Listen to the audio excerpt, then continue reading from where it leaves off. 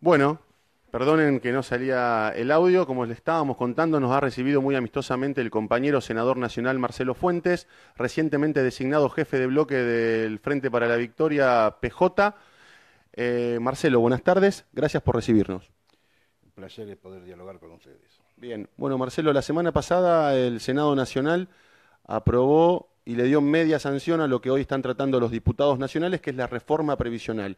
Contanos un poquito de qué se trata y la postura, porque entendemos de que estaban juntos con Miguel Ángel Pichetto y que los votos fueron algunos a favor, otros en contra. Bueno, primero hay que recordar, ¿no es cierto?, de que durante muchos años el bloque Frente para la Victoria PJ era un bloque del oficialismo. La tarea principal era acompañar en la discusión y en el estudio los proyectos que presentaba el gobierno de Néstor Kirchner y de Cristina Fernández posteriormente. La derrota electoral motiva, ¿no es cierto?, la necesidad de definir cuál es el rol que debe cumplir ese bloque durante 2 años. Eso genera, digamos, un debate permanente interno, en realidad no explicitado, sobre el posicionamiento del cual hay compañeros que entendíamos que el mandato de las urnas era el de ser oposición, una ferra oposición a este ajuste neoliberal, a esta restauración conservadora, y otros compañeros, ¿no es cierto?, que entendían de que debían ser garantes de gobernabilidad. Entiendo dándole un rol, digamos, en la estrategia política, un rol determinante a los gobernadores. Yo entiendo de que es importante garantizar la gobernabilidad desde el punto de vista institucional, lo cual no significa que uno es cogobernante o debe, ¿no es cierto?, acatar al libro cerrado lo que pidan. Esto eclosiona, esta situación que estaba latente del bloque eclosiona, con el hecho, digamos, de la presencia de la elección de Cristina como senadora nacional y la pretensión, digamos, de algunos compañeros, entre ellos el jefe de bloque Pichetto, que Cristina forme bloque aparte. Es decir, esto que era una discusión que se daba en el seno digamos, del bloque, no explicitada orgánicamente, en última instancia pasaría a ser una cuestión abstracta si no mediara la movilización de los sectores comprometidos y perjudicados por esta política. Es decir, de nada sirve que 2 senadores, 3 senadores, 4, 8, 10 discutan, ¿no es cierto?, un tema si a su vez no está la participación activa de los sectores populares en la defensa de esos intereses. Y eso que el punto entonces, digamos, de eclosión de esa situación es casualmente cuando viene al recinto el tratamiento de esa ley, de esas leyes tramposas de pacto fiscal y reajuste previsional, donde el rechazo a la iniciativa es de 24 votos. Si partimos de la base que somos simplemente 8, ¿no es cierto? Es el núcleo, el núcleo inicial. Estamos encontrándonos que hay compañeros que si bien forman parte del bloque que en este momento, digamos, ordena a Pichetto, esos compañeros votaron en contra de ese ajuste salvaje. ¿Esto qué quiere decir?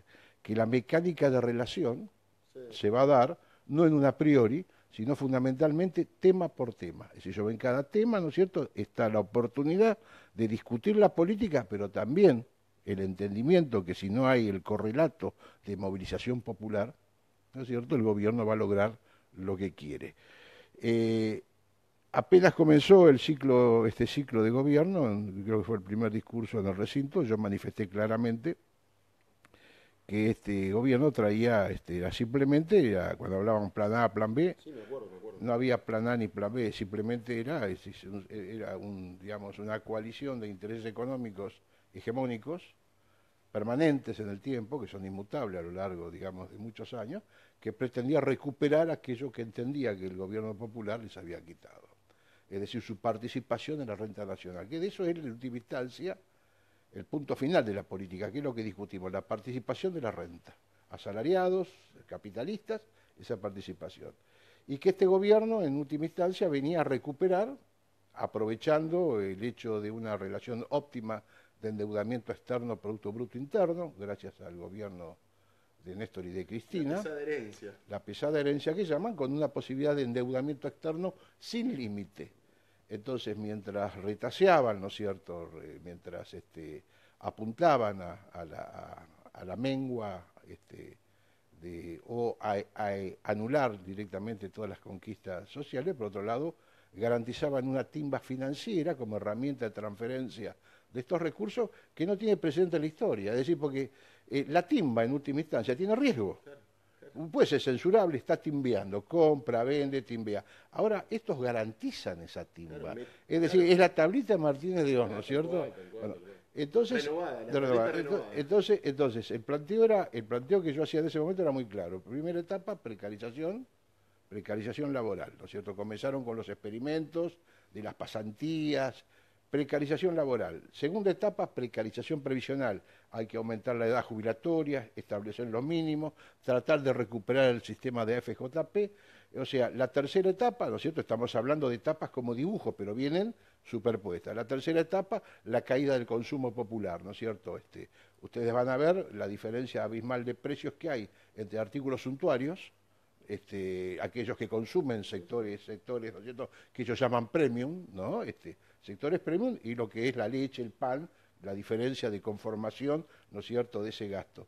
Y todo eso condicionado por el recupero, es decir, la anulación de todas las políticas parasalariales, los subsidios al transporte, a la luz, en realidad eran política parasalarial, o sea, garantizábamos un salario no solamente no solamente que había empleo, sino que ese salario estaba por encima de la inflación, a partir de paritarias por encima de la inflación.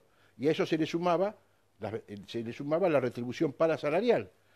Todas esas cuatro situaciones, ¿no es cierto?, vienen brutalmente, además, que por razones electorales la han amortiguado, pero ahora largaron los perros a la calle, el tarifazo. Claro. Es decir, la caída absoluta del consumo popular, ¿no es cierto? La transferencia, este gobierno no erra nunca, es decir, lo primero que hizo fue transferirle a las empresas petroleras y de energía 60.000 millones, lo segundo que hizo fue, ¿no es cierto?, levantar las retenciones a la renta parasitaria de la tierra, no le erra nunca. ¿Y a quién jode? Jode a los sectores populares. A todo este, digamos, cronograma, este combo, no tiene sustento, dado el grado, digamos, dado el grado de conciencia colectiva de los argentinos. Esto no tiene sustento si no viene acompañado de su consecuente plan represivo. Esto está absolutamente claro. Ese ensayo de plan represivo lo estamos viendo en el sur, porque en el sur, zonas aisladas, distantes, ¿no es cierto?, con una fuerza como Gendarmería, que básicamente con una función específica del cuidado y seguridad de frontera, a su vez quienes somos sureños sabemos de la gratitud, ¿no es cierto?, a lo que se llama la gauchada, se quedó el auto, Gendarmería te ayuda, todo ese diseño de un cuerpo para custodiar las fronteras, hoy se vuelca, nueva doctrina de seguridad interior, se vuelca a la represión. ¿Por qué? Porque básicamente Gendarmería no tiene por su dispositivo el tema de la compulsión hogareña que puede tener una policía provincial. Yo al policía provincial, es de mi pueblo, lo conozco. Claro. Gendarmería, entonces, al norte mandan a reprimir los sureños, ¿no es cierto?, los correntinos a Santa Cruz, los santacruceños, neuquinos, ¿no es cierto? Bueno, este escenario es el que hoy está en marcha. En todo esto es evidente de que, primero, en cuanto a autocrítica política, esta restauración, toda restauración conservadora conlleva siempre una leyenda negra. Es decir, yo debo destruir este núcleo de intereses que conforman un sistema de democracia tutelada en la Argentina. ¿Por qué tutelada? Es decir, permiten estos sectores, permiten el juego democrático siempre y cuando ese juego no comprometa los núcleos centrales, ¿no es cierto?, de sus intereses. Ahí se aplicaba el correctivo, es decir, toda vez que las políticas populares cruzan una línea imaginaria, era el golpe militar, ¿no es cierto? Correctivo, claro, el correctivo. Irigoyen, ¿no es cierto? Sí. Perón, ¿no es cierto? Ilía, ¿no es cierto? Y luego la leyenda negra. O sea, la construcción de un relato de descalificación demonizar, para ir tirando sal, digamos, que no, es decir, destruir destruir, digamos, los conceptos sobre el cual giró esas reivindicaciones populares. Marcelo, discúlpame, sí. ¿Hubiese sido posible sin la complicidad de los medios? No, no, ahí lo que viene, digamos, que esta es la etapa inédita. Claro. Es decir, entonces tenemos que ese correctivo traía, ¿no es cierto?, el golpe, traía por otro lado la persecución política y la leyenda negra. Irigoyen era un viejo esclerótico, le escribía en los diarios, Perón era un viejo corrupto, ¿no es cierto?, que violaba a la chica de la UES, y Lía era una tortuga estúpida. O sea, toda esta construcción, ¿no es cierto?, y llega a un momento donde, por primera vez, y por eso digo de que es necesario una autocrítica política, esta restauración conservadora es producto del voto popular. La leyenda negra la tenemos, además filmada, ¿no es cierto?, López tirando los bolsos, ahí edificamos, todo lo anterior es corrupto, viene la espada saneadora. ¿Por qué digo esto es inédito? Porque es evidente de que, en función del grado de evolución histórica, el correctivo no podía ser más el golpe. La Carta Democrática de la OEA, la presión, ¿no es cierto?, de determinados intereses internacionales, ya en la sonada cuartelera estaba pasado de moda. Y ahí se genera que se consolida, yo lo denuncié en su momento con el tema del Consejo de la Magistratura, se consolida, ¿no es cierto?, en una reunión que convoca la presidenta de la Comisión de Relaciones Exteriores de la Cámara de Representantes, el correlato de diputados, nuestra en Washington, financiada por Sertal, que era una ONG propiedad del Grupo Clarín y Cablevisión, donde ahí se consagra, con discursos que están, hay que buscarlos, están en red, se consagra el nuevo esquema de alianza. La judicatura de las Américas en alianza, ¿no es cierto?, con los grandes medios como los guardianes y tutores de la democracia demoliberal. Es decir, la única barrera, decían, a los populismos, a los Chávez, a los Evo, a los Kirchner, a los Lula, es esa alianza. Alianza que funciona maravillosamente bien. Es decir, estamos viendo, es de manual, sí, o sea, no falla. Es decir, Dilma Rousseff, Reo Globo, la judicatura, ¿no es cierto? Cuando uno ve la estructuración de Brasil como política soberana, cuáles eran las actividades económicas con las cuales competía con Estados Unidos, todas esas actividades hoy sospechadas de corruptas. Es decir, Brasil pretendiendo emerger como potencia y automáticamente denuncias penales de Washington, eso ha funcionado, pero con un agravante en nuestro caso. La derecha siempre en la Argentina fue sobona. Sí. ¿Qué quiere decir con esto? Yo recuerdo como únicas experiencias de organización masivas, UDELPA y la Nueva Fuerza. Hubo un momento que un gran ideólogo de la derecha, que fue Álvaro Alzogray, claro, descubrió, inauguró una moda que era más barato alquilar o comprar peronismo. ¿Para qué vamos a armar una estructura si podemos alquilar o pactar con el peronismo? Entonces, con sectores... Sergio Tomás Massa, me suena el apellido Sergio Tomás Massa. Eso lo hizo, ¿no es cierto? Recordemos, ¿no es cierto?, un ajuste con Menem, por ejemplo, gobierno, un peronista que se presenta a elecciones con un instrumento conmovedor, que era la Carta a los argentinos, y después termina siendo totalmente lo contrario, y evidentemente el antecesor de Dudán Barba confiesa que si hubiese dicho lo que pensaba hacer, no me votaban. Entonces, hoy tenemos compañeros, algunos confundidos, que creen, ¿no es cierto?, que el peronismo tiene que ser comparsa en este esquema, y otros que tendrán intereses claros de acompañamiento a estas políticas. ¿Cómo se hace para convivir, Marcelo? Primero y fundamental, es decir, la presión, por eso es, en los últimos años, yo creo que la novedad de la conducta política de los medios está dado en la salvaje campaña de descalificación de los grupos juveniles. Es decir, ¿por qué? Porque los jóvenes no tienen prontuario. La técnica de presión que los grandes medios, sobre todo el Grupo Clarín, utiliza, es por un lado la presión, decir, guarda que yo te publico esto, entonces el garrote y la zanahoria. Entonces, dice, lo apretaron a uno. ¿Y con qué lo apretaron? Dice, bueno, lo apretaron porque le van a hacer una denuncia, o lo apretaron porque le dieron algo. Ese es el escenario, por eso, y como los jóvenes son inapretables, siempre, los jóvenes no tienen el envilecimiento, además, es decir, la única etapa de la vida, creo yo, donde hay posibilidad de auténtica honestidad intelectual, es cuando se joven. Vos querés entender el mundo y tu país, independiente de qué interés tenga. El único interés es entender. Entonces, mientras que cuando sos ya más viejo, más grande, peleaste por plata, te peleaste por esto, te da intereses, te preocupa. Bueno, en ese esquema está claro, ¿no es cierto?, lo que este gobierno ha hecho.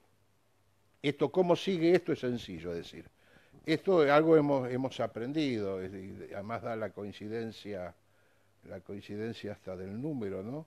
Yo me acuerdo el dolor que me provocó en su momento la ruptura de los 8, me acuerdo. los 8 diputados nacionales, ¿no es cierto?, cuando era una discusión donde se discutía entre la patria socialista y la patria peronista como dos abstractos.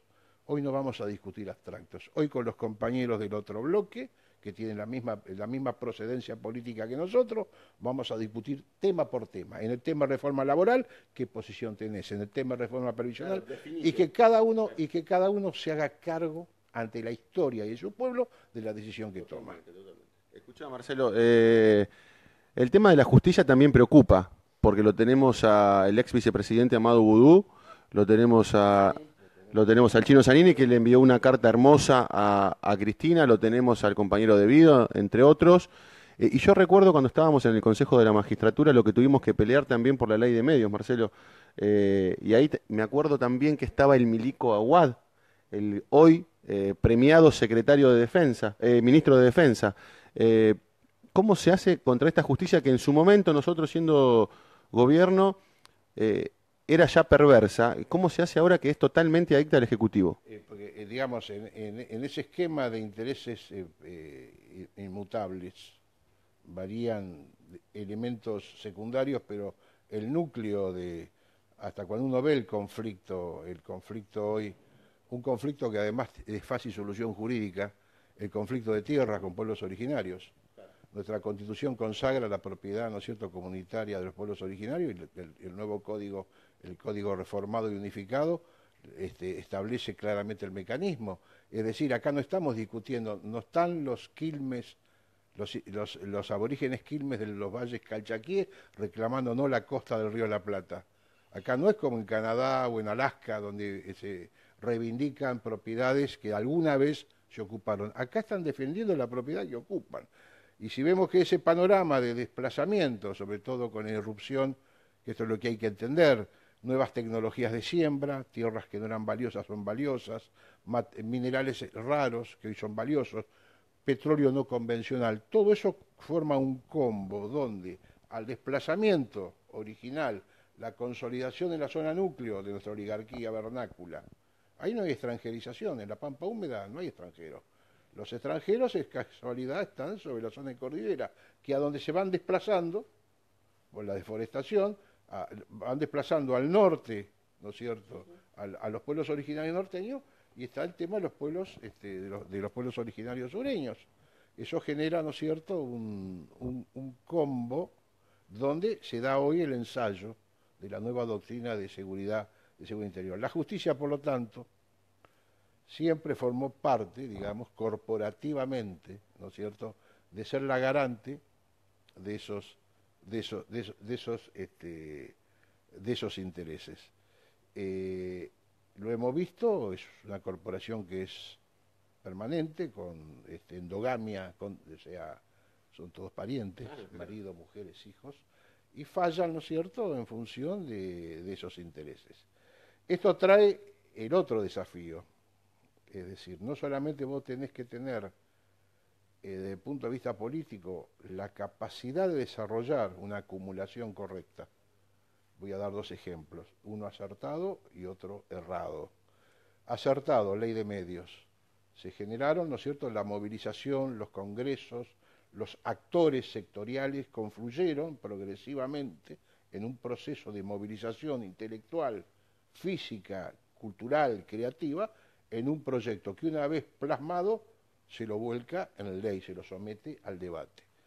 Lo absolutamente contrario, las retenciones, es decir, en vez de haber comenzado separando pequeños productores,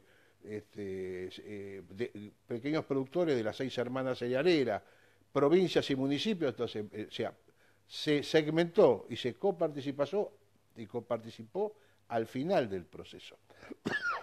Pero veamos esto, cómo aún con todo ese método correcto para poner en marcha una construcción de una ley, ¿no es cierto?, al servicio del pueblo, esa ley tampoco prosperó. Salió la ley, bastó un simple decreto, la anularon. Lo cual demuestra de que esta es una cuestión de perogrullo, ninguna conquista, ningún reconocimiento, ninguna reivindicación de género, de cultura, social, laboral, es producto de la elaboración de los científicos, de los sabios. Es producto directo de la movilización y de las luchas populares. En la medida en que no hay un empoderamiento popular, nada de esto se concreta, hoy lo estamos viendo. La lucha es en la calle siempre, Marce. La lucha es en la calle como una cosa abarcativa. La lucha es en la vida, es en el escenario de vida, en tu movilización, en tu compromiso, en el debate y en la discusión con tus iguales, en el acompañamiento. Si salís uno por uno, te voltean como muñeco. Que es lo que están haciendo ahora, evidentemente. Y esto es lo que viene en el debate, que es lo que pasó estos 2 años de inmovilidad por parte del peronismo, esta mezcla extraña de museta y de mimí, entre que sos opositor a una política nacional, pero tenés la responsabilidad de gobernar una provincia, que debo reconocer, genera las dificultades, genera dificultades, pero por otro lado tener, digamos, la inteligencia mínima de entender qué corresponde a cada cosa. No puede el peronismo caer en la trampa, estos compañeros, de pretender a través de un acuerdo fiscal, que por otro lado es inconstitucional, por otro lado vulnera las autonomías provinciales, condiciona la remisión, ¿no es cierto?, de lo que le corresponde a las provincias a cambio de tener que aprobar sus legislaturas determinadas. Es una locura. ¿Y qué pasa si no la aprueba?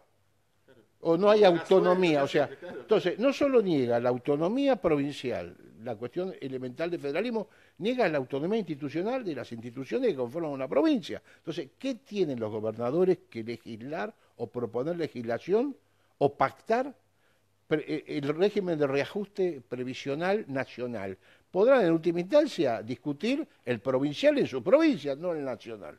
Esto muestra evidentemente que en ese pantano de dificultades, después de 2 años, ¿no es cierto?, de empezar a moverse esto, hoy el peronismo tiene que definir con claridad, ¿no es cierto?, si va a estar al lado de este ajuste salvaje o al lado de la defensa de los intereses populares. Por lo tanto, este bloque incipiente de 8 compañeros que cuentan, ¿no es cierto?, con un arma, cuenta con el elemento de calidad diferenciado, que es quien entiendo yo, no solamente quien está en condiciones de ordenar el peronismo hacia adentro, sino fundamentalmente conformar la referencia de la oposición, que es Cristina. Este bloque, ¿no es cierto?, va a dar el debate con los otros compañeros para ir, no aumentando como bloques, para ir aumentando el volumen en la decisión y en la votación de cada tema. Esa es la tarea que tenemos y sobre todo, ustedes habrán visto que cada vez que se quiere armar una ley a espalda del pueblo, se cierra el Congreso, se sacan trámites expresos rápidamente. Garantizar la presencia en los debates de los sectores afectados y comprometidos por este ajuste. Fantástico. Marcelo, ¿te sorprendió la designación de Cristina como jefe de bloque? O sea, si me sorprendió que me designaran jefe de bloque, yo me enteré el lunes, cuando me trajeron las compañeras las notas para que firmara yo como jefe de bloque. Ahí sí me sorprendió, ¿no? O sea, por un lado, digamos, el orgullo y por otro lado, la responsabilidad, la responsabilidad de tal tarea, sobre todo por la expectativa, no por lo que eso en términos cuantitativos implica. 8 senadores, un número importante, somos el tercer bloque, ¿no es cierto?, en la Cámara. El tema es lo cualitativo que pretendás expresar. Vos pretendés con este bloque, la expresidenta tiene la claridad de entender de que debemos ser precisamente los defensores o la barrera contra estas políticas de entrega. Y eso realmente es una tarea muy difícil, ¿no? ¿Cómo la ves a Cristina? ¿Tuviste la posibilidad de hablar con ella? Ya había alguna entereza, más ya les ha advertido, no va a tolerar, ¿no es cierto?, que la tengan en la parrilla 2 años con el tema del desafuero. Ya va a provocar el debate inmediato del tema del desafuero. El desafuero es una barbaridad, esto no es porque se habla doctrina Menem, esto, acá no hay delito, esto es una barbaridad, ¿no es cierto? Por analogía, un magistrado extiende una figura difusa, pero con un punto muy claro, guerra, el concepto de guerra, traición de la patria del marco de una guerra, lo extiende, ¿no es cierto? Y pretende encuadrar como delito un acto que es atribución exclusiva del Poder Ejecutivo, que en el marco de la exclusividad de las relaciones exteriores propone el tratado, y el Congreso Nacional que lo aprueba. Y tiene el caradurismo el juez de decir de que, porque yo lo primero que pregunté cuando puso en marcha esto, ¿por qué no nos procesa a los que aprobamos el tratado? ¿No es cierto? Es más, ¿por qué no procesa a los que participaron? Aún no aprobando, participaron. Y dice porque fuimos engañados. Está bueno. Entonces, es un chiste. Entonces, ¿qué quiero decir? Esto creo que es responsabilidad de todo el Congreso expedirse sobre esto. Si vamos a tolerar la persecución política, porque en este esquema digamos, de militarización de la política, militarización digo en torno a la modificación de la doctrina de seguridad interior y poniendo en pie de guerra a la gendarmería, el otro correlato es la persecución judicial, y ahí es donde la corporación funciona, el escarmiento y la persecución. El engranaje está ahí, está completito. Se viola el Estado de Derecho, se decretan prisiones preventivas que no corresponde, ¿no es cierto? Cosa de amedrentar a cualquier compañero que pretenda... Claro, no te hagas el piola porque te... Guarda con eso. Claro, claro. Marcelo, ya para ir terminando un ratito más, ¿qué recuerdo tenés de Néstor? Eso, digamos... Hoy a la distancia, ¿no? Ya que el flaco no está. Lo que pasa es que con el tiempo es... A veces vos te acordás nítidamente de cosas que hace 40 años y no sabía ayer qué hiciste. Tiene que ver ya con la edad, ¿no? Y de Néstor lo recuerdo cuando yo era secretario de la agrupación de FUN de Derecho, Federación Universitaria de la Revolución Nacional, y Néstor recién entraba militar, lo movedizo, lo peleador, formaba parte de la banda púrpura. La banda púrpura era, digamos, una época que hay que entenderlo esto, es decir, la ciudad de La Plata, la Universidad de La Plata era una universidad muy antiperonista, la más antiperonista junto con la de Córdoba en el país. Es más, la FULP, la Federación Universitaria, habían sido comandos civiles en el golpe del 55, saboteaban huelgas. Por ejemplo, yo recuerdo una huelga de transporte ferroviario, que en La Plata era muy importante, eran los universitarios los que manejaban, saboteaban la huelga. Entonces, lógicamente, expresar el peronismo era un hecho violento. En un escenario hostil, expresar, ¿no es cierto?, una ideología como el peronismo, era un hecho. Yo recuerdo siempre el primer acto de militancia era, bueno, entrabas a una agrupación, vos tenías que hacer mérito, tenías que recorrer kilómetros, repartir. Entonces, mi primera tarea fue custodiar durante un dibujo en el aniversario de Eva Perón, primer año de Derecho, puesta en la pared, bueno, y estaba, no solo lo escupían, para que no lo rompieran, pasaban y lo escupían, te escupían a vos, tus propios compañeros, es decir, era violento. Entonces, a medida que íbamos creciendo, conformamos la banda púrpura. ¿En la cual estaban? Néstor era la banda púrpura, eran los muchachos, ¿no es cierto? Muchachos que ante una discusión abrían el camino, permiso. ¿Estaba el Cuto ahí Moreno o no? El Cuto Moreno, Flaco Kunkel, Esteban Enrique, el gordo era el jefe de la banda púrpura. El Cuto Moreno es de Mis Pagos, de Tres Arroyos. El Cuto Moreno. Y entonces Néstor, le pasa que también a los 20 años, a los 25 años, 2 y 4 años es una diferencia muy grande. Yo en realidad soy segunda generación en la FUR.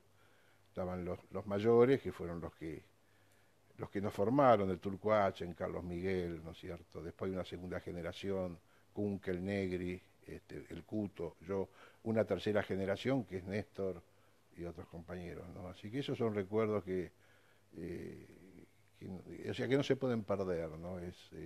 Y a veces me pasa cuando voy a he dado charlas en algunas universidades, ver los jóvenes, por eso los jóvenes es vivificante, no hay no hay destino político, es decir, uno dice, la calidad de un país se mide cómo se trata a los viejos, ¿no es cierto? Cómo se trata a los viejos y a los niños, pero el destino de ese país se mide en cómo se trata a los jóvenes.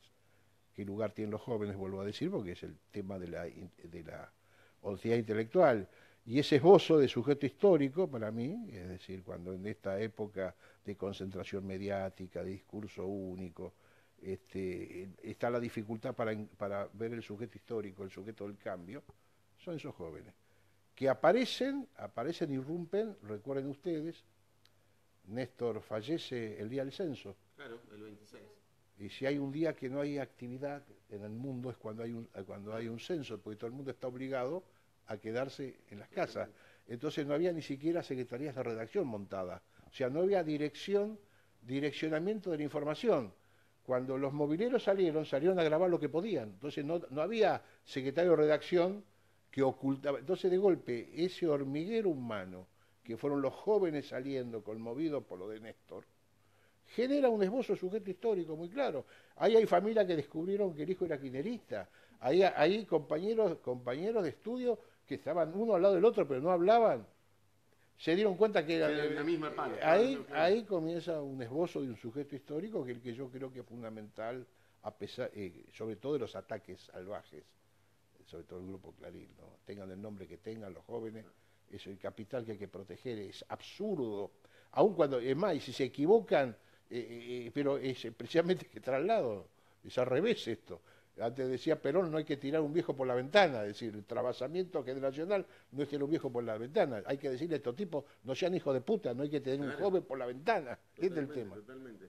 Marce, eso fue yo creo uno de los mayores logros de Néstor, entre tantísimos que tuvo, involucrar nuevamente a los jóvenes a la política, que los jóvenes ya les nazca esas ganas por militar, y en esa frase magnífica de Cristina diciendo la patria es el otro, ¿no? Así es. Entonces, creo que entonces ese es el punto, el basamento de la construcción. Ahora está en lo que está y no hay construcción sin generosidad. Así como no hay militancia política efectiva sin afecto.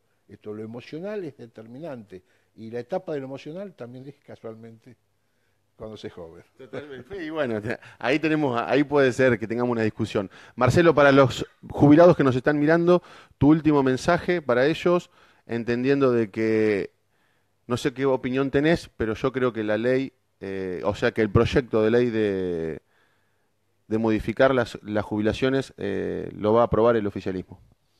Sí, o sea, intentan. Yo no sé, hoy las informaciones daban alguna esperanza en torno a que el bloque que responde a los gobernadores había rebeldía no es la primera vez que escuchamos o vemos eso y posteriormente lo disciplinan. Yo sé para los sectores pasivos, además me pasa, primero creo que si hacemos una encuesta, es decir, es uno de los sectores que votó mayoritariamente a este gobierno, a pesar de todo lo que en materia previsional el gobierno de Cristina y de Néstor hicieron, la inclusión, la expansión, la fórmula de ajuste en función del crecimiento de la economía, estos mismos que hoy proponen esto son los que nos corrían, reclamándonos el 82% para todos, cuando era imposible. Hoy ellos. Entonces, la mayoría de estos abuelos no pueden creer que lo van a joder. Si vos les mostrás y le hacés los números, no pueden creer. Y es entendible, ¿no? En la etapa de la vida que están, vos no tenés, ¿qué te queda si partís de la convicción que aquel que te prometió te iba a mejorar y vos no querés que él que te joda? Yo creo que esto es muy sencillo, esto es un tema de una realidad esquizoide. Si a vos todos los días te dicen que estás bárbaro, el tema te dicen vas a cobrar menos, pero sí, vas a ganar más. Claro, es maravilloso. Claro, sí. Es maravilloso. Entonces, son muy pícaros. Entonces este es un momento en el cual vos llega un momento que cualquiera duda. Y si encima, como decís vos, estás todo el día con TN, con esto, dudá. Ahora, el día que metas la mano en el bolsillo, saqués lo que tengas y vayas a comprar 2 medicamentos que ni siquiera el PAMI te los va a cubrir, me vas a contar. Así que yo creo de que la decisión de este gobierno es inexorable, una tabla rasa de cuanta conquista y beneficio es desarmar esa construcción camino a un estado de bienestar social, a un estado promocional, a un estado en la cual haya igualdad de oportunidades. La igualdad de oportunidades no es que vos podés hacer la cola, la igualdad de oportunidades es que vos recibas la misma educación, la misma alimentación, tengas la misma perspectiva, para luego desde el esfuerzo individual avanzar o no.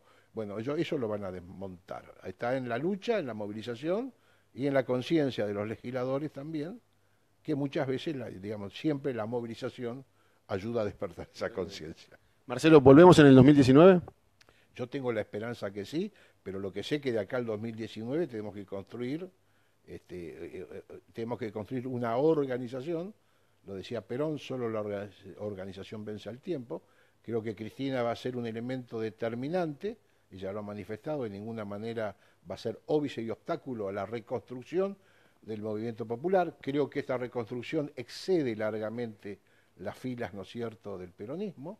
Creo que tenemos que tener la lucidez y la inteligencia de entender que este frente debe incorporar a todos aquellos sectores objetivamente enfrentados a esta política de ajuste y destrucción de lo colectivo, y eso va a ser también un trabajo.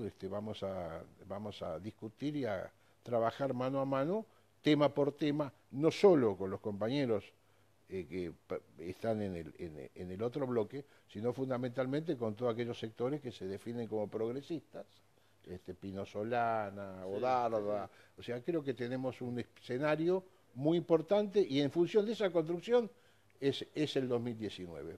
Previo no hay nada. Perfecto, Marcelo, muchas gracias. A ustedes, gracias. Bueno, ahí teníamos la palabra de exclusiva y en una primicia absoluta de quien quiera oír que oiga la voz de la gente, del senador nacional Marcelo Fuentes. Vamos a seguir en todo el día de hoy alrededor del Congreso y desde la Cámara de Diputados para llevarles todas las novedades. Gracias por seguirnos.